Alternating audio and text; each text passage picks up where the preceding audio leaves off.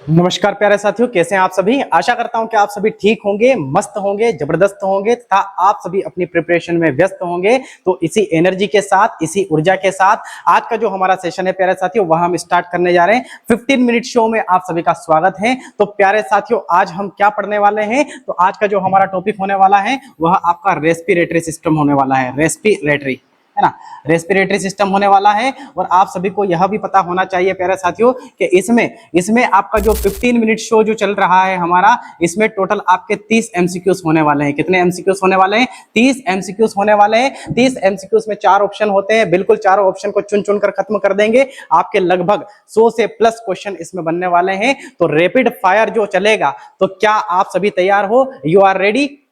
चलिए, अगर आप सभी तैयार हो तो हम करते हैं स्टार्ट। तो चलिए, पहला क्वेश्चन आपकी स्क्रीन के सामने है ना, कि श्वसन क्या है ना, कि व्हाट इज रेस्पिरेशन। आपको बताना है कि श्वसन क्या है।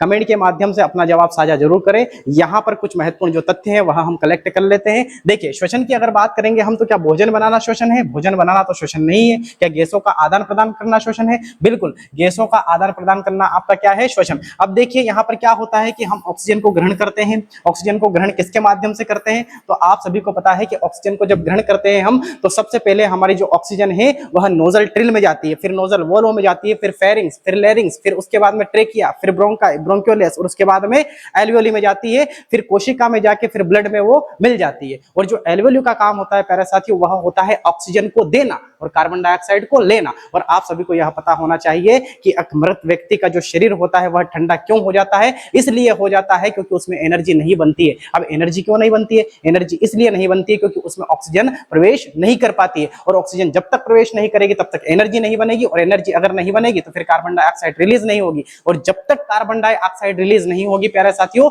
तब तक आपकी ऊष्मा नहीं निकलेगी, क्योंकि आपकी जो ऊष्मा निकलती है उसमें आपकी 686 कैलोरी ऊर्जा होती है। तो यह आप सभी को पता होना चाहिए। रक्त बनाने का काम तो आप सभी को पता है, एक टिश्यू करता है, एक ऊतक करता है, इसका नाम है संयोजी यानी कि कनेक्टिंग टिश्यू। चलिए, तो यह आपको समझ में आया होगा। जल का परिवहन करने का काम कौन करता है? जल का परिवहन करने का काम पेड़ पौधों में तो आपका कौन करता है? जाइलम करता है। लेकिन हमारे अंदर जल का परिवहन करने का काम कौन करता है प्यारे साथियों? कोशिका के अंदर जो करता है वह वैक्यूल्स होता है, वह रसधानी होता है। तो चलिए, फटाफट से हम करते हैं इसको स्टार्ट और कर देते हैं फटाफट से खत्म, है ना। तो देखिए, आपका 15 मिनट शो चलने वाला है और फटाफट से हम करते हैं। एक होता है आपका कार्बन डाइऑक्साइड, है ना। एक तो कार्बन डाइऑक्साइड होता है और ऑक्सीजन होता है। ऑक्सीजन अंदर जाती है, कार्बन डाइऑक्साइड बाहर रिलीज होती है। चलिए, ये लीजिए आपका अगला क्वेश्चन आपकी स्क्रीन के सामने। मनुष्य में श्वसन का मुख्य अंग कौन सा होता है? Which is the main respiratory organ in humans? क्या हृदय होगा, यकृत होगा, फेफड़ा होगा या वृक्क होगा? हृदय जो होता है प्यारे साथियों, हृदय जो होता है उसमें 4 चेंबर होता है, वह ब्लड को पंप करने का कार्य करता है।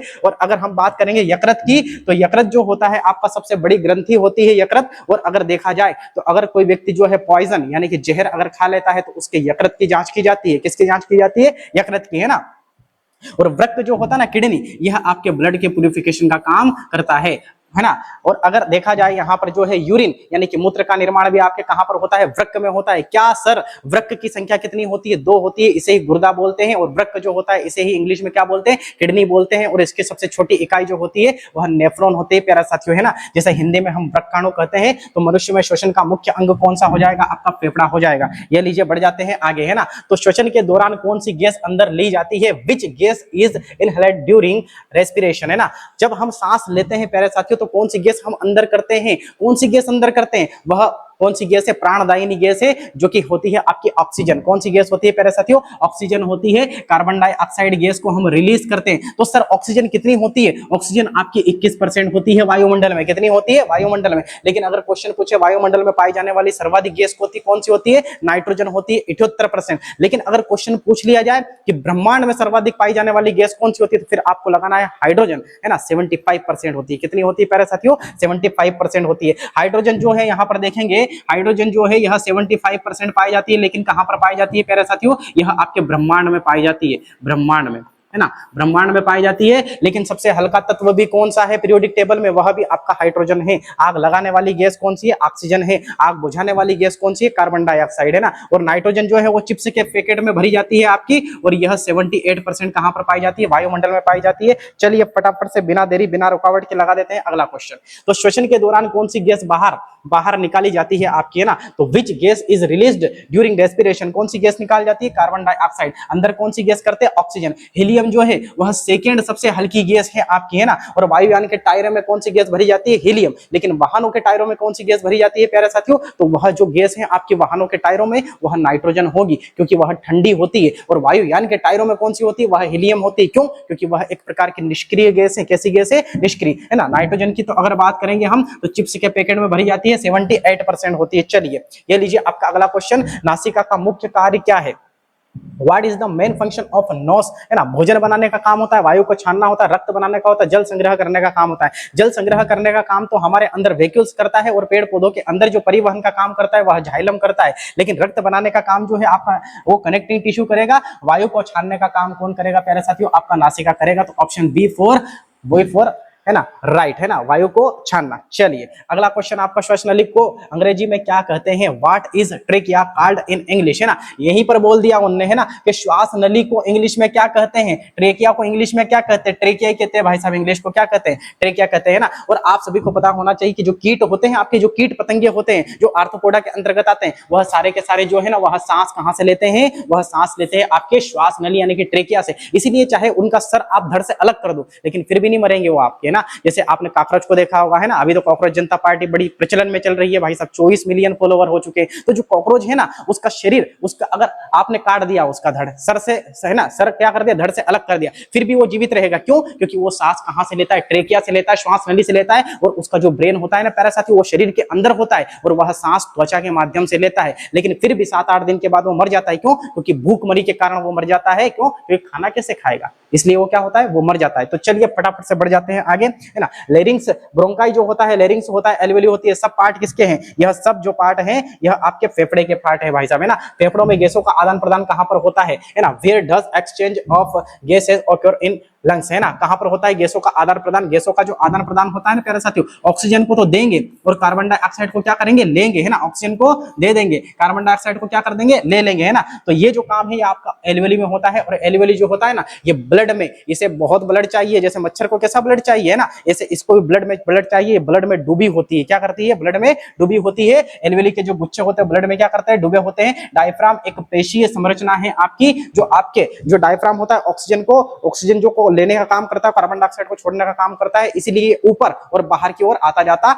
है। आपने देखा होगा कि रात के समय में जब कोई व्यक्ति सोता है तो उसका पेट ऊपर आता है और वो सांस लेता है, वह काम कौन करता है, आपका डायफ्राम करता है। कौन करता है प्यारे साथियों, डायफ्राम करता है। श्वास नली यानी कि ट्रेकिया होती है, यह कीट जो है इसके माध्यम से सांस आपका लेता है। चलिए एल्वेली की दीवारें कैसी होती है, how are the walls of alveoli, कौन सी होती है, मोटी होती है, कठोर होती है, पतली होती है, दोहरी होती है, तो पतली होती है आपकी। कैसी होती है, पतली, बहुत पतली होती है, महीन होती है आपकी, है ना। क्यों, ताकि वो ऑक्सीजन को अपने अंदर कर सके और कार्बन डाइऑक्साइड को बाहर निकाल सके, है ना। तो चलिए अगला क्वेश्चन है, श्वसन दर सबसे अधिक कब होती है, when is respiration rate highest, कब होती है, सोते समय होती है क्या, नहीं। बैठते समय नहीं, पढ़ते समय होती है क्या, बिल्कुल नहीं, है ना। तो कब होती है, दौड़ते समय होती है। और साथियों अगर आप किसी भी एग्जाम की तैयारी करते हो, जैसे नेवी, एयरफोर्स और आर्मी की, तो आप एथलीट अगर हो और रनिंग की तैयारी करते हो तो एकदम से दौड़ते हुए रुकना नहीं चाहिए। क्यों, क्योंकि उस टाइम पे वायुमंडलीय दाब जो होता है वह आपका क्या हो जाता है, कम अगर होगा, और अगर शरीर का दाब अगर ज्यादा हो जाएगा तो आपका ब्लड नाक से बाहर आ सकता है। तो चलिए बढ़ जाते हैं आगे। ये लीजिए आपका अगला क्वेश्चन है ना, कि डायफ्राम क्या है, व्हाट इज डायफ्राम, क्या हड्डी है क्या, नहीं है, क्या नस है, नहीं है, ग्रंथि है क्या, नहीं है साहब, तो फिर क्या है, यह एक प्रकार की पेशी है, एक प्रकार की मसल्स है डायफ्राम, जो आपकी जो सांस होती है उसे अंदर लेने का काम करते हैं और कार्बन डाइऑक्साइड को छोड़ने का काम करता है, यानी कि ऊपर, है ना, एक तो ऊपर और एक बाहर की ओर क्या करती है, जाती रहती है। चलिए ये लीजिए आपका अगला क्वेश्चन है ना, श्वास लेने की क्रिया क्या कहलाती है प्यारे साथियों, श्वास लेने की जो क्रिया है, what is the process of inhaling card. तो अगर हम देखेंगे श्वासोच्छ्वास यानी कि ब्रीथिंग की अगर हम बात करेंगे ना प्यारे साथियों, ब्रीथिंग, है ना, ब्रीदिंग जो होती है आपकी, ब्रीदिंग, है ना, ब्रीदिंग की जो प्रक्रिया होती है प्यारे साथियों वह दो प्रकार की होती है। एक तो होती है आपकी इनहेलेशन, एक होती है आपकी एक्सहेलेशन। इनहेलेशन और दूसरी कौन सी होती है, आपकी एक्सहेलेशन होती है। एक तो होती है आपकी निश्वसन, कौन सी हो जाएगी, आपकी निश्वसन हो जाएगी आपकी, और दूसरी कौन सी हो जाएगी, निःश्वसन हो जाएगी, निःश्वसन आपकी हो जाएगी। है ना। तो इसमें क्या होता है, इसमें प्यारे साथियों सांस को अंदर ली जाती है, यानी कि ऑक्सीजन को अंदर लिया जाता है, और इसमें क्या होता है, इसमें कार्बन डाइऑक्साइड जो होती है आपकी उसको बाहर छोड़ा जाता है। तो ये होता है आपका निश्वसन, ये होता है आपका निश्वसन। क्या होता है, निश्वसन, है ना। इनहेलेशन और एक्सहेलेशन, है ना, इंस्पिरेशन और एक्सप्रेशन, ये आपको याद रखना है। तो श्वास लेने की क्रिया क्या कहलाती है, उच्छ्वास कहलाती है, श्वसन कहलाती है, निश्वसन कहलाती है, क्या कहलाती है ना, निश्वसन आपकी कहलाई। पाचन की तो आपको पता है, पाचन की जो प्रक्रिया है मुख गुहा से प्रारंभ होती है, ग्रास नली में जाती है, स्टमक में जाती है, छोटी आंत, बड़ी आंत, उसके बाद में आपका गुदा द्वार और मलाशय के द्वारा बाहर हो जाता है। तो चलिए, ये पाचन की अलग क्रिया है। आपकी श्वसन की क्रिया को हम क्या बोलते हैं, रेस्पिरेशन कहते हैं। ये लीजिए आगे बढ़ जाते हैं। अगला क्वेश्चन आपका, श्वास छोड़ने की क्रिया को क्या कहते हैं, ना। What is the process of exhaling card, inspiration कहते हैं, एक्सप्रेशन कहते हैं, सर्कुलेशन बोलते हैं, डाइजेशन बोलते हैं। डाइजेशन तो पाचन की प्रक्रिया है भाई साहब, है ना। सर्कुलेशन जो है वो रक्त परिसंचरण की प्रक्रिया है, है ना। एक्सप्रेशन जो है आपकी वो बाहर छोड़ने की प्रक्रिया है। तो आपकी श्वास छोड़ने की प्रक्रिया क्या हो जाएगी, एक्सप्रेशन हो जाएगी, या फिर एक्सहेलेशन हो जाएगी। इंस्पिरेशन का मतलब अंदर लेना, एक्सप्रेशन का मतलब क्या हो जाएगा, बाहर छोड़ना, है ना। निश्वसन और निःश्वसन, ये आपको फर्क समझना। अगर दो बिंदु लगे तो सांस बाहर जा रही है, अगर बिंदु ना लगे तो सांस अंदर आ रही है। इतनी बात आपको समझ में आनी चाहिए, वरना फिर दिक्कत हो जाएगी। क्यों, क्योंकि समझ समझ का खेल है, और जो ना समझा वो फेल है। तो बिल्कुल आपको शब्दों पे ध्यान देने की आवश्यकता है भाई साहब, है ना। चलिए ये लीजिए आपका अगला क्वेश्चन, रक्त में ऑक्सीजन का परिवहन कौन करता है, who transport oxygen in blood, है ना। प्लेटलेट्स करता है, हीमोग्लोबिन करता है, प्लाज्मा करता है, जल करता है। जल अगर देखा जाए तो हमारी पृथ्वी पर पाया जाता है 71%, लेकिन शरीर में पाया जाता है 65%। कितना पाया जाता है प्यारे साथियों, 65%। प्लाज्मा की अगर बात करेंगे तो प्लाज्मा जो होता है आपका ब्लड में पाया जाता है। प्लाज्मा कहां पर पाया जाता है, ब्लड में पाया जाता है। कितना परसेंट पाया जाता है सर, 55 से तो 60% पाया जाता है प्यारे साथियों, है ना। और प्लेटलेट्स जो है ये आपके ब्लड का क्लोट करती है, यानी कि रक्त का थक्का बनाती है। ब्लड क्लोटिंग का काम कौन करती है, आपकी प्लेटलेट्स करती है। तो फिर हीमोग्लोबिन का काम क्या काम है, रक्त में ऑक्सीजन का परिवहन कौन करेगा, हीमोग्लोबिन करेगा। कौन करेगा, हीमोग्लोबिन करेगा। और कार्बन डाइऑक्साइड को लेके भी आने का काम कौन करेगा, आपका हीमोग्लोबिन करेगा। और हीमोग्लोबिन की वजह से ही आपका रक्त का रंग कैसा होता है प्यारे साथियों, लाल होता है, रेड होता है। चलिए बढ़ जाएं आगे, बिल्कुल सर आगे बढ़ जाइए। ये लीजिए आगे बढ़ जाते हैं प्यारे साथियों। पौधों में श्वसन किसके द्वारा होता है, respiration in plants occurs thought, जड़ के द्वारा, रंध्र के द्वारा, फूल के द्वारा, बीज के द्वारा होता है। बताइए, जड़ जो होती है प्यारे साथियों, जड़ तो पौधे को स्थिर यानी कि खड़ा रखने का कार्य करती है, और जड़ के माध्यम से जो छोटे छोटे रुएं पाए जाते हैं जिन्हें रूट हेयर कहते हैं, वह जल और खनिज लवण को अवशोषण करने का आपका काम करते हैं। और जो बीज होते हैं ना आपके, जो सीड्स होते हैं, ये तो अंकुरण का काम करते हैं। और जो फूल होते हैं प्यारे साथियों, फूल में आपके फूल के आपके दलपुंज, बाह्य दलपुंज, पूमंग और जायांग, है ना, ये आपके पार्ट होते हैं आपके। तो यहाँ पर पौधों में श्वसन किसके द्वारा होता है, रंध्र यानी कि स्टोमेटा के द्वारा होता है। इस रंध्र यानी कि स्टोमेटा पर, है ना, एक तत्व पाया जाता है जिसका नाम है मैग्नीशियम। और पत्तियां का हरा रंग किसके कारण होता है, क्लोरोफिल के कारण होता है ना। और यह क्लोरोप्लास्ट का एक भाग आपका है। तो चलिए आगे बढ़ जाते हैं। ये लीजिए आपका अगला क्वेश्चन, कोशिकीय श्वसन कहाँ होता है,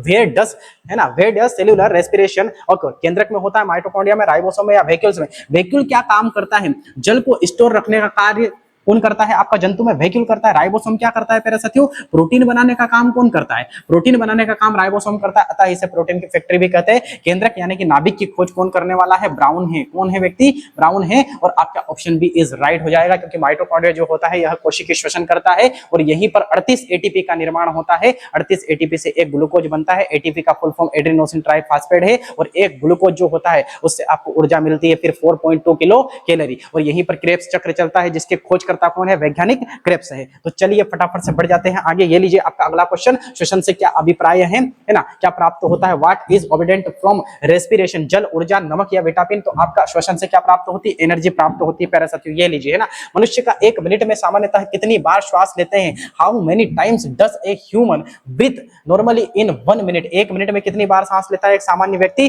तो 12 से 18 बार लेता है प्यारे साथियों, है ना। सांस की बात कर रहे हैं, ये बात नहीं कर रहे हैं कि एक मिनट में हृदय जो है उसकी धड़कन कितनी धड़कती है, एक मिनट में 72 बार धड़कती है। लेकिन अगर सांस की बात करेंगे ना प्यारे साथियों, तो 12 से 18 बार सांस लेते हैं। लेकिन जो छोटा बच्चा होता है उसके फेफड़े छोटे छोटे होते हैं, एल्वियोली छोटी छोटी होती है, तो वह जो होता है ना सांस ज्यादा बार लेता है, वह 20 से तो 40 बार लेता है ना। ये आपको याद रखना है ना। 16 से तो 40 बार कौन लेगा, एक शिशु लेगा। शिशु की अगर हम बात करेंगे, शिशु यानी कि बेबी जो होता है वह कितनी बार लेता है प्यारे साथियों, वह 16 से तो 40 बार लेता है। उसका डायफ्राम भी छोटा होता है, फेफड़े भी छोटे होते हैं, एल्वियोली छोटी होती है। लेकिन एक सामान्य व्यक्ति जो होता है 12 से 18 बार एक बार, है ना, एक मिनट में आपका सांस लेता है। तो चलिए आगे बढ़ जाते हैं। स्वरतंत्र को क्या कहते हैं, व्हाट इज लैरिंक्स नोज, है ना, बस। तो क्या कहलाता है आपका? वॉइस बॉक्स या फिर वाइंड पाइप या फिर फूड पाइप या फिर एयर सेक, तो बोलेंगे अपन इसको वॉइस बॉक्स बोल देंगे। चलिए अगला क्वेश्चन है, धूम्रपान का सबसे अधिक प्रभाव किस अंग पर पड़ता है? Smoking mainly effect which organ? हृदय होगा, फेफड़ा होगा, यकृत होगा, वृक्क होगा, कौन सा होगा आपका? फेफड़ा। सबसे बड़ी ग्रंथि कौन सी आपकी? यकृत है। यूरिन का निर्माण कौन करती है? वृक्क। ब्लड को कौन छानती है? वृक्क। हृदय में कितने चेंबर होते हैं? 4 होते हैं। ब्लड का पंप कौन करता है? आपका हृदय करता है। चलिए ये लीजिए आपका अगला क्वेश्चन आपकी स्क्रीन के सामने, फेफड़ों को ढकने वाली झिल्ली का क्या कहलाती है ना? तो क्या कहलाती है प्यारे साथियों? फेफड़ों है ना, फेफड़ों को जो ढकने वाली झिल्ली होती है, आपके फेफड़ों की बात कर रहे हैं ना। पेरिकार्डियम जो है हृदय को ढकेगी, प्लूरा मेम्ब्रेन जो होते हैं आपके फेफड़े को ढकेगी, एपिडर्मिस जो है आपके वृषण यानी कि आपके है ना टेस्टिस को ढकेगी, वो न्यूरॉन जो होती है आपकी वह दिमाग को ढकने वाली आपकी झिल्ली है। तो ऑप्शन बी आपका क्या हो जाएगा? राइट हो जाएगा। वायु में ऑक्सीजन की लगभग कितनी प्रतिशत मात्रा होती है? What is the approximately percentage of oxygen in air? कितनी होती है प्यारे साथियों? 21% होती है। तो सर 78% किसकी होती है? नाइट्रोजन की होती है प्यारे साथियों, है ना। और ब्रह्मांड में सर्वाधिक पाई जाने वाली गैस कौन सी होगी? हाइड्रोजन होगी। कितना परसेंट होगी प्यारे साथियों? 75% होगी। ये लीजिए आपका नेक्स्ट क्वेश्चन आपकी स्क्रीन के सामने, कार्बन डाइऑक्साइड रक्त में किस रूप में अधिक परिवाहित होती है? तो बताइए कार्बन डाइऑक्साइड रक्त में किस रूप में अधिक प्रवाहित होती है? बाइकार्बोनेट के रूप में होती है, ऑक्सीजन के रूप में नहीं होती है, ना ही हीमोग्लोबिन के रूप में होती है। ये लीजिए आपका अगला क्वेश्चन, श्वसन तंत्र का कौन सा भाग भोजन को फेफड़े में जाने से रोकता है? जो श्वसन तंत्र का भाग होता है, जो भोजन हम खाना खाते हैं, तो खाना अगर खाते हैं तो वो श्वास की नली में क्यों नहीं जाता है? वो पेट में ही क्यों जाता है? क्यों? क्योंकि वहां पर आपका चौकीदार होता है ना, और चौकीदार चोर नहीं है। यहाँ पर कौन है चौकीदार? एपिग्लोटिस है प्यारे साथियों। कौन है? एपिग्लोटिस है आपका, है ना। एल्वियोली जो होती है वो ऑक्सीजन को लेती है, कार्बन डाइऑक्साइड को देती है। ब्रोंकाई जो होती है यह फेफड़ों का भाग है आपका, एयर का भाग है आपका। डायफ्राम जो होती है यह एक प्रकार की आपकी पेशी है। कैसी है ये? पेशी है। चलिए अगला क्वेश्चन आपकी स्क्रीन के सामने, दमा यानी कि अस्थमा किससे संबंधित बीमारी है? एक तो होती है आपकी प्यारे साथियों दमा, एक कौन सी होती है? दमा। और एक होती है आपकी अस्थमा, एक कौन सी होती है? दमा अस्थमा, है ना। एक होती है निमोनिया, कौन सी होती है? निमोनिया।